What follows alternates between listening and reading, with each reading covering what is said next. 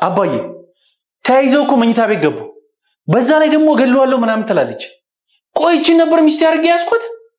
አንተ እኮ ካላየው ሐላምን ማልክ እንጂ ነግረን ነበር። ከዚህ የተሻለ ልሰጠኝ የምችል ምንም አይነት ስጦታ የለም። ግን ለማንም እንዳትናገር፣ ለካሌብም ቢሆን።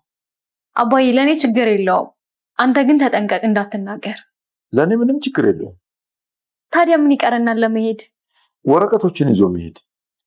አምጡ አባዬ፣ ወረቀቶችን ልያዛቸው። እንሂድ አይደል? እንዴት ናችሁ? ካሌብ ለምን መጣህ? ማለቴ እንዴት መጣህ? መጣሁ፣ ናፈቃችሁኝ። ቤቱን እኮ በራሴ ስም ሊያደርግ ሰነድ ይዘን ስንወጣ ነው የደረሰብን። ታዲያ አንቺን ምንድነው እንደዚህ የሚያደርግሽ? እነሱ እስከሚያውቁብሽ ድረስ? ቆይ አንተ ምን ሆነህ ነው? ምንም አልሆንኩም። ሌላ ጊዜ አይደርስ? መገላገል አትፈልግም እንዴ? ይኸውልሽ ከኔ በላይ መገላገል የናፈቀው የለም። ግን ደግሞ እንደዚህ አይደለም። ዳንኤል ትንሽ ሊና አለው። ይገባዋል ብዬ ብዙ ሞከርኩኝ። እሱ ግን ምንም አይገባው። ጋሼ ቤቱን በቲና ስም ሊያደርገው ነው። ደግሞ ችግር እንዳትፈጥሪ። ወዶ ካረገው ተይ እንጂ። በዚህ ጉዳይ እኮ ብዙ ጊዜ ችግር ፈጥረሽ ታውቂያለሽ። ገና ነው። መቼ አለቀና? አለቀ እንጂ አባዬ፣ ከዚህ በላይ ምን አለ? ነገ ደግሞ ያለውን ነገር እናስተካክላለን። የቤት ባለቤትም ትሆኛለሽ። አሁን እኮ ህልሜ እውን ሆነ። የምፈልገውን ነገር ሁሉ አደርጋለሁ። ይኸውልሽ የኔ ፍቅር፣ እያታለሉን እንዳይሆን። እኔን ማንም ሊያታልለኝ አይችልም። ለዛ ነው ከሱ ጋር ሁኝ ያስጨረስኩ። ከዚህም በኋላ የማንም ገረድ አይነቀኝም። እሺ መብት አለኝ። ቲና ቆይ ምን አግኝተሽ ነው? የኔ ፍቅር ሚስጥር ነው። እሺ እናንተኛ እንግባ። ሰክሪ ባልና ወንድም ይጣረስብሻል እንዴ? እኔ እኮ ዳኒ ነኝ። ቀባጥረሻል። አዎ የምሬ ነው። እንደዛ ተይ እያልኩሽ ጥምቢራሽ እስኪ ዞር ጠጥተሽ የማን ችግር ፈጥረሻል። አባዬ እኮ አባዬ ምን? ቤቱን እኮ ባንቺ ስም ይሁን ብሎኝ ነው። እንዴ ምን? እኔ እኮ በካሌብ ስም አድርገው ብየው ነበር። እምቢ አለ። ሴት ትሻላለች አለኝ። ነይ ቀፊ።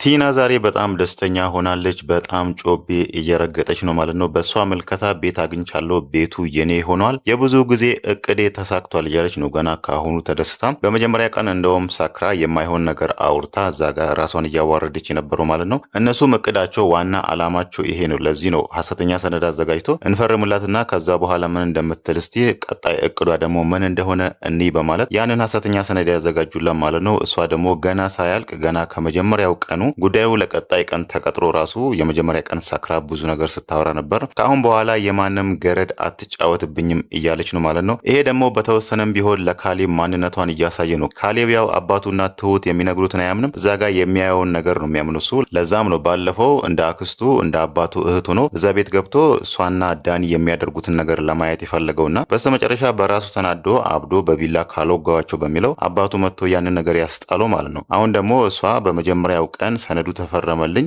በቃ ጉዳዩ ሊያልቅልኝ ነው፣ ቤቱ በኔ ስም ሊሆን ነው በሚለው ደስተኛ ሆና ከዳኒ ጋር ሰክሮ ነበርና ዘጋ ቁጭ ብላ የማይሆን ነገር አውርታ ነበር። ያው እነሱ የእሷን እቅድ ያውቃሉ። እሷ ግን እዛ ጋር የደነገጠችው ሚስጥር አወጣው የማይሆን ነገር አወጣው በሚለው ነበር። በማግስቱ ከዳኒ ጋር ደንግጦ ሲደነባበሩ የነበሩ ማለት ነው። ያው እሷ ቤቱን አግኝቻለሁ በቃ እቅዴ ሁሉ ተሳክቷል ብላ ከዛ በኋላ ቀጣይ እቅዷ ትሁትንና ካሌብን ከዛ ቤት ታባራለች። ሽማግሌውን ደግሞ ወይ ልትገለው ትችላለች። ያው በስተመጨረሻ ከዳኒ ጋር እዛ ቤት ተጋብታ ቀሪ ህይወቷን እንደ ባልና እንደ ሚስት መኖር ነው የምፈልገው። ዳኒ ደግሞ ያንን ነገር አይፈልግም። ዳኒ ያው ለተወሰነ ጊዜ ነው ከሷ ጋር መቆየት የሚፈልገው። ያው እሱ የሰራበትን እስከዛሬ ከሷ ጋር የለፋበትን ያንን ነገር ወስዶ የራሱን ህይወት የራሱን ትዳር መመስረት ነው የሚፈልገው። ያንን ነገር ደግሞ ለትሁት ነግሯል ከዚህ በፊት። እኔ ማግባት ነው የምፈልገው፣ እኔ የራሴን ህይወት መመስረት ነው የምፈልገው፣ የሰራውበትን የለፋውበትን የሆነ ነገር ወስጄ መሄድ ነው የምፈልገው ብሎ ለትሁትም ነግሯታል። ይሄን ነገር እንደ ስራ እንደያዘ ማለት ነው። ሁለቱን ስናነጻጽራቸው ቲናና ዳኒን ስናነጻጽራቸው እሱ የሆነ ነገር ነው የሚፈልገው እንጂ ሰው መግዳት አይፈልግም። ይሄን ነገር ደግሞ የካሌብ አባት ራሱ ዛሬ አይቶ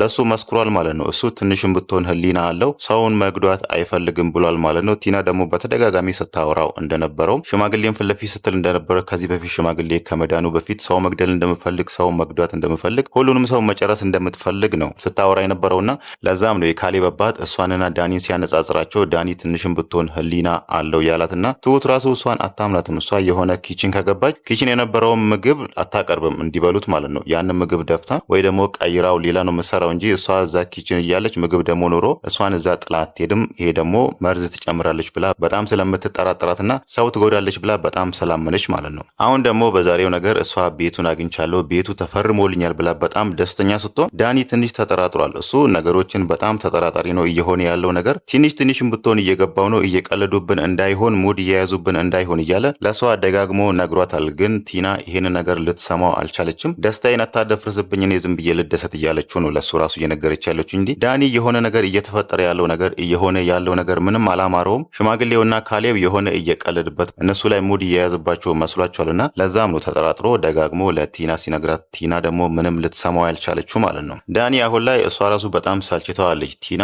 ከሱ ጋር መሆኗ ከሷ ጋር የሆኑ ነገሮችን ከሷ ጋር ከሆን በኋላ ያለውን ጊዜ መቀጠል በጣም ስልችት ብሎታልና እሱም ለዛ ነው ሰክሮ የመጣ ጊዜ ትንሽ ከቲና አንጻር ስናየው እሱ የተወሰነም ቢሆን ራሱን ያውቃል። ለዛም ነው ደግፏት ወደ ቤት የመጣው። እናም እዛ ፊት ለፊት ቲና ስትለፈልፍ ካሁን በኋላ የማንም ገረድ አይጫወትብኝም ስትል እሱም ደግሞ በስካር ስሜት ሆኖ ያንን ነገር ተናግሯል። እኔም እሷን እገላገላታለሁ ብሎ ወደ ቲና ጠቁሟል ማለት ነው። ይሄ ደግሞ የሚያሳየው ምን ያህል ከእሷ መገላገል እንደሚፈልግ ምን ያህል ከእሷ መለየት እንደሚፈልግ ነው የሚያሳየው ማለት ነው። እሱ በጣም ስልችት ብለዋለች። እሷ የምታደርገው ነገር ሁሉ ክፋት ነው። በዛ ላይ እሱ የሚነግራትን ነገር አሰማም። እሷ በራሷ እቅድ ነው የምትመራው። እንደ በፊቱ መደማመጥ ምናምን በመሃላቸው የለም። ያ ነገር ደግሞ ዳኒም በጣም እየደበረው ነው። ከሷ ጋር መሆን ራሱ እንዲሰለቸው በጣም አድርጓል ማለት ነው። ለዛ ነው ይሄ ነገር ቶሎ አልቆ የሆነ ነገር ወስዶ ከዛ ቤት መውጣት የሚፈልገውና ዛሬ ደግሞ እሷ ሽማግሌው እኮ ቤቱን ፈርምልኝ የኛ እቅዳችን ተሳካ ሁሉ ነገር አለቀ ብላ ጠርታ ስትነግረው ዱብዳ ሆነበትና ይሄን ነገር ማመን አቅቶት ግን እንዴት ነው እንደዚህ የሆነው በሚለው ተጠራጥሮ ነበር። እሱ ያው እንዴት ነው ቤትን የሚያክል ነገር እንዲሁ በቀላሉ የሚሰጠው ብሏታል። እሷ ግን ምንም ልትጠራጠር አልቻለችም። እሷ እንደሱ ነገሮችን ስታረግ ግራ ቀኟን እያየች አይደለም ፊት ለፊቷ የሚታየው ነገር እያየች ነው የምትሄደው። ዳኒ ደግሞ በነገሮች ሁሉ በጣም ስለሚጠራጠር ስለሚፈራም ነው የሆነ ነገር ሲከሰት ሽማግሌው እየቀለደብን እያሾፈብን እንዳይሆን እያለ ለሷም ደጋግሞ እየነገራት ያለው ማለት ነው። ሌላው ነገር ደግሞ ሰክራ የመጣች በማግስቱ ቀን ካሌብ ሰነዱን አግኝቶ ነበር። አባቱ ሐሰተኛ ያዘጋጀላትን ሰነድ አግኝቶ ይሄ ሰነድ ምንድነው? የኛ የቤታችን ሰነድ አንቺ እጅ ላይ ምን ያደርጋል? ምንድነው ብሎ ሲጠይቃት ቲና ዛጋ ተደነባብራ ነበር ለካሌብ የነገረችው። አባዬ እኮ ቤቱን በእኔ ስም ሊያደርግ ነው እኔ በካሌብ ስም አድርግ ስለው ያን ነገር ሊቀበለኝ አልቻለም። በሴት ስም ቢሆን ይሻላል በሚለው ነው እምቢ ብሎ በእኔ ስም ያደረገው ብላ ዛጋ የካሌብን አባት ወንጅላው ነበር። እሷ ቤቱ በካሌብ ስም ይሁን ብላ እንዳቀረበችለትና ሽማግሌው ደግሞ ካሌብን ጠልቶ ካሌብን ሳይወደው ቀርቶ ከሱ ይልቅ አንቺን ነው ማምነው ብሎ ቤቱን በሷ ስም እንዳደረግላት አስመስላ ነው ዛሬ ለካሌብ አባዬ እኮ እምቢ ብሎ ቤቱን በእኔ ስም አደረገ በሚለው ዛጋ ልታታልሉ የሞከረችው። ካሌብ ደግሞ እሷ ላይ ራሱ እየቀለድባት ነው። እንደዛ ከሆነ በጣም ደስ ይላል። ከአሁን በኋላ ማንም አይጫወትብንም፣ ማንም አይቀልድብንም፣ ቤቱ በእጃችን ገብቷል ማለት ነው እያለ ያው ባለትዳር ስለሆኑ ይሄ ነገር በእኛ እጅ ገባ ብሎ የጋራ ንብረታቸው እንደሆነ አድርጎ ነበር እዛ ጋር ሲነግራት የነበረው። ይሄ ነገር ደግሞ ለሷ እፎይታ ፈጥሮላታል ማለት ነው። ለምን ሰክራ የመጣች ጊዜ ብዙ ነገር ስለቀባጠርኩ ብዙ ነገር ስላወራው ነገሩ ታወቀብኝ፣ ነገሩን አበላሸው፣ እቅዴ ሁሉ ተበላሸ በሚለው ደንግጣ ስለነበረ እዚህ ጋር ደግሞ ካሌብ ተረጋግቶ እንደዛ ከሆነ እኮ በአንቺም ስም ከሆነ ያው ቤቱ የኛ ነው በእጃችን ገባ ማለት ነው ብሎ እዛ ጋር ሲያረጋጋት በጣም ደስተኛ ሆና ነበር ካሌብን ያቀፈችው ማለት ነው። መጀመሪያ ላይ እሷ የካሌብ መምጣት ራሱ በጣም አስደንግጧት ነበር። ካሌብ ያው ፊልድ እንዳለ ነው የምታውቀው።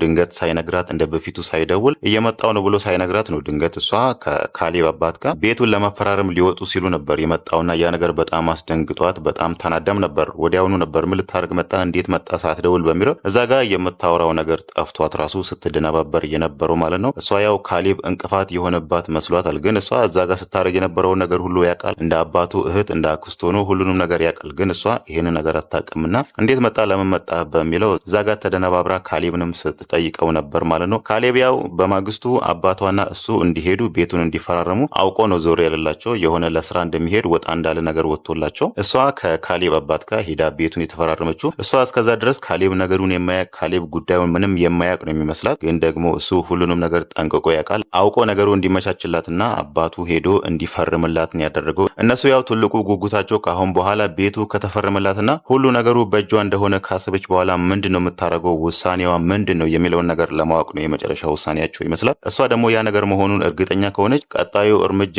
እነሱን ከዛ ቤት ማባረር ነው። ለካሌብም አባት ነግረዋለች። አሁን ቀጣይ ላይ ስራዬን እሰራለሁ ብላ ለሱም ነግረዋለች። ግን እሱ ስራሽ ምንድነው ቀጣይ ምን ለመስራት አስበሽ ነበር ብሎ ሲጠይቃት እሷ ግን ያለችው ስራዬን እጀምራለሁ፣ ስራ መስራት እጀምራለሁ ነው ያለችው። ግን እዛ ጋር ድንገት ከአፏ አምልጦ ነበር። ቀጣይ ቆዳ ያው እነሱን ከዛ ቤት ጠራርጎ ማባረር ነው። አንደኛ ያው ትሁትን ነው የምታባረው ከዛ ቤት፣ እሷን በጣም ስለምትጠላት ትሁትን ታባራለች።